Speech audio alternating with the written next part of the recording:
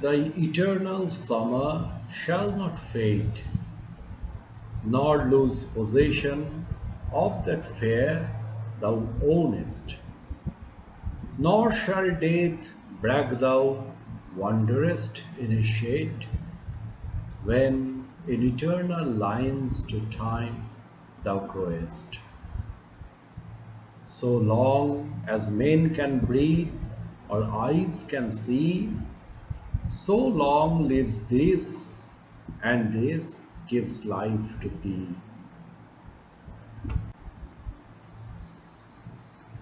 Welcome, friends.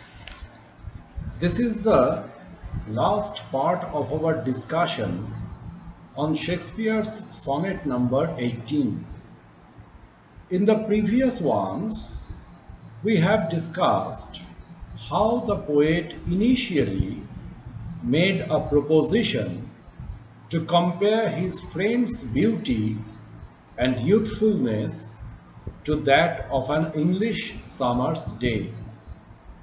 But the poet himself rejected the proposal, as he noticed that summer is too temperamental and ephemeral in contrast to the sublime beauty of his friend. We saw how the poet went on with his argument in the first two quatrains, but he initiates a change in the mode of his presenting the argument in the beginning of the third quatrain, as he uses the word but. He asserts that the eternal summer, the everlasting beauty, will not fade with the passage of time. Summer will last for a short period of time, but his friend's beauty is endowed with the boon of eternity. He owns his beauty, it is his possession, the most valuable asset, and he will never lose it.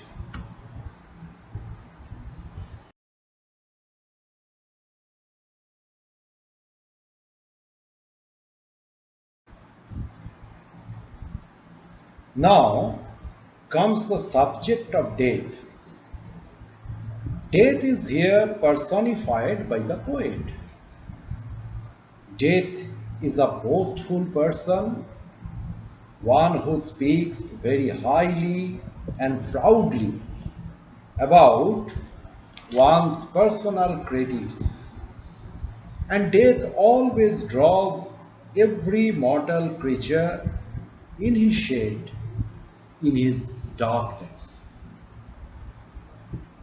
But even that all-powerful death will not be able to conquer his friend.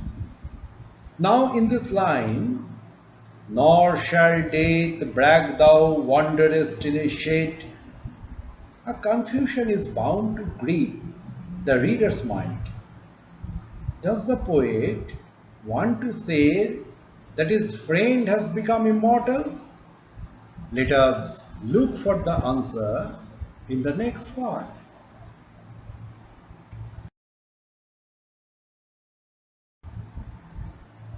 The next line clears that confusion. When in eternal lines to time thou growest. The poet ultimately comes to his point. The physical existence of his friend, his beauty and youth, is really not immortal. Under the rule of nature, he will decay, his youth will pass away, but the poet himself, in the immortal lines of his poem, will make him immortal. It is the power of the poetry which will make him immortal. And in the concluding couplet of the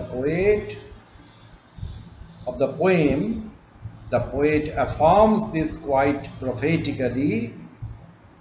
So long as men can breathe or eyes can see, So long lives this, and this gives life to thee.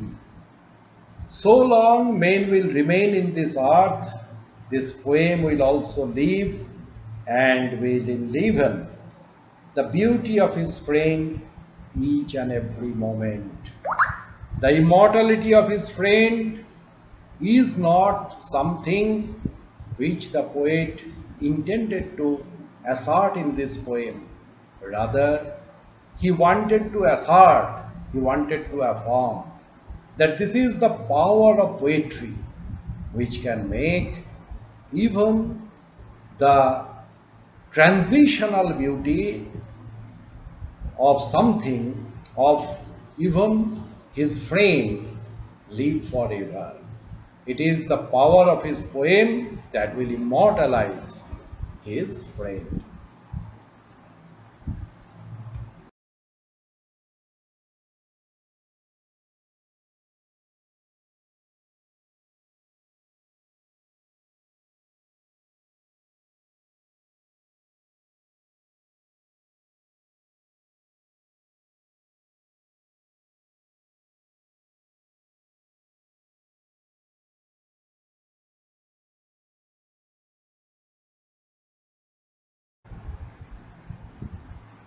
One of the principal themes of his poem is timelessness of love and beauty.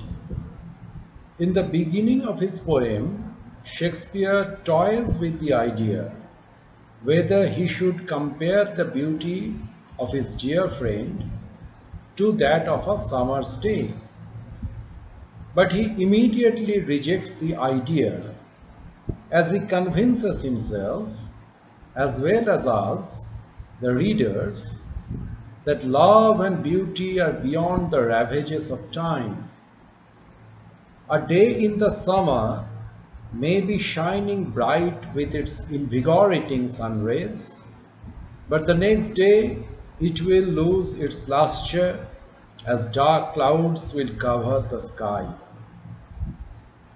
On the other hand, beauty is much more permanent, much more durable and constant in comparison to the mortal world.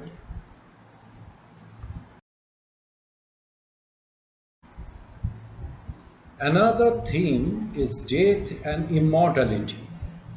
Human beings, like all other earthly entities, are subjects to the omnipotent death.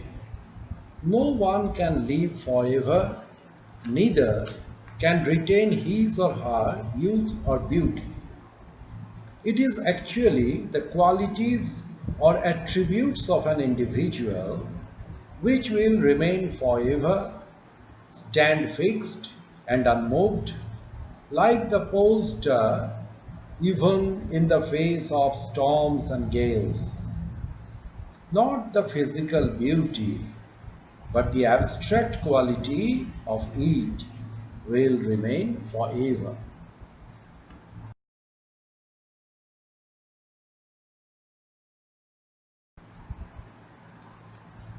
However, the most important theme of the poem is not the immortality of the man's beauty and youth, but the championing of poetry or art over nature or ravages of time.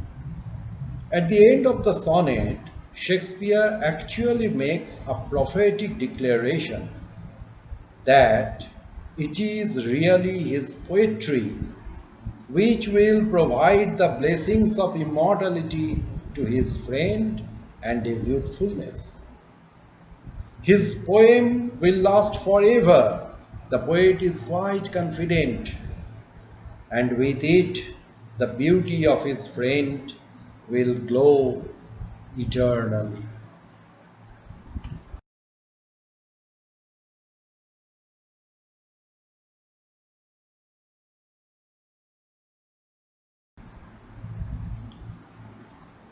Now we shall discuss about the structure, the rhyme scheme, and the volta of the sonnet.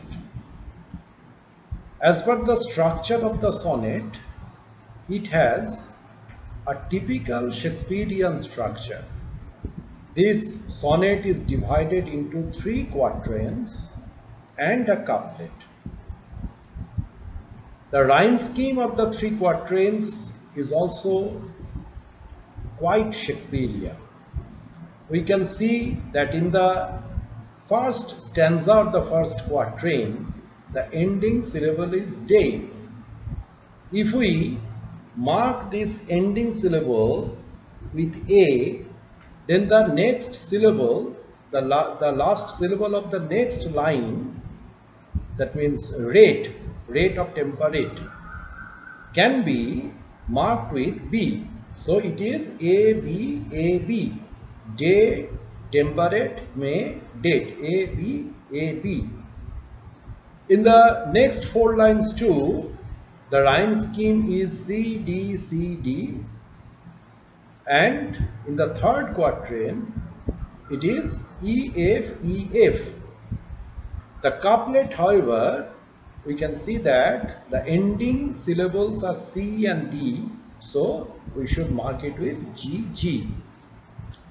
So this is the rhyme scheme, which is absolutely unlike the Petrarca one, in which the rhyme scheme would have been A, B, B, A, B, B, A, C, D, E, C, D, E.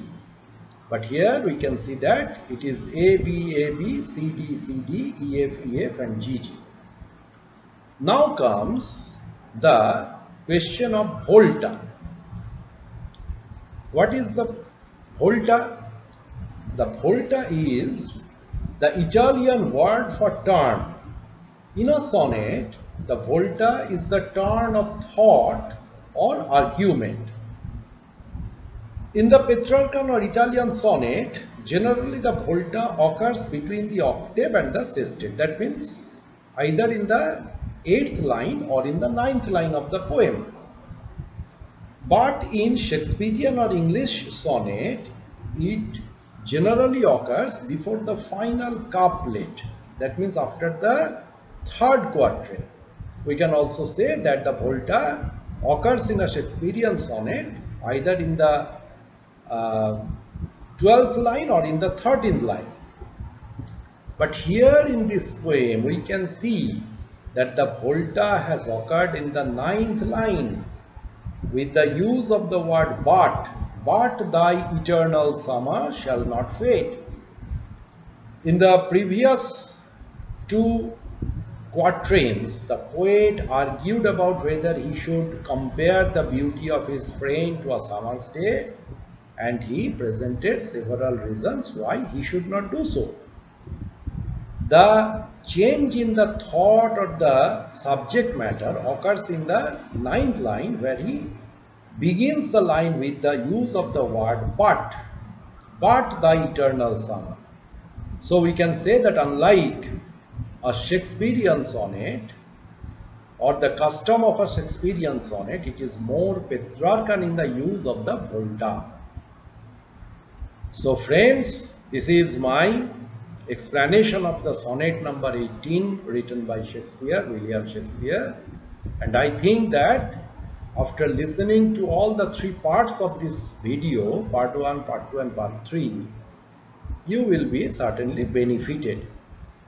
If this video is of any benefit to you, I shall be very much grateful. So, thank you all, and please wait for the next video presented by me.